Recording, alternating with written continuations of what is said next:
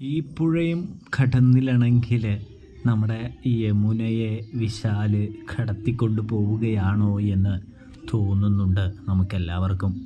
അതായത് യമുനയോട് വിശാല് തൻ്റെ കൂടെ വരാനായിട്ട് പറയുന്നത് കാണാൻ സാധിക്കും. ഇതേ സമയം യമുന പറയുന്നുണ്ട്, എവിടേക്കാണ്, എന്തിനാണ് എന്ന് ചോദിക്കുന്നു. അത് കേട്ടതും വിശാല് പറയുന്നുണ്ട്, അതൊന്നും പറയാനായിട്ട് സാധിക്കില്ല, പറയില്ല. നിനക്ക് എൻ്റെ കൂടെ എന്നെ വിശ്വാസമാണെങ്കിൽ വന്നുകൂടെ എന്ന് ചോദിക്കുന്നത് കാണാം. ഇതേ സമയമാണെങ്കിൽ യമുനയാണെങ്കിൽ ആരുടെ കൂടെ, നമ്മുടെ വിശാലിൻ്റെ കൂടെ ഇറങ്ങിത്തിരിക്കുന്നു.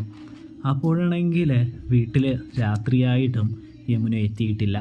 യമുന എത്താത്തതിൻ്റെ വിഷമത്തിലിരിക്കുകയാണ് നമ്മുടെ ശാരദയും മുത്തശ്ശിയും എന്ന് കാണാനായിട്ട് കഴിയും. ഇതേ സമയമാണെങ്കിൽ കാവേരിയും ഗംഗയും വന്നെത്തുന്നുണ്ട്. അങ്ങനെ കാവേരിയും ഗംഗയാണെങ്കിൽ പറയുന്നുണ്ട്, എന്താമ്മേ, എന്താ കാര്യം എന്ന് ചോദിക്കുന്നു.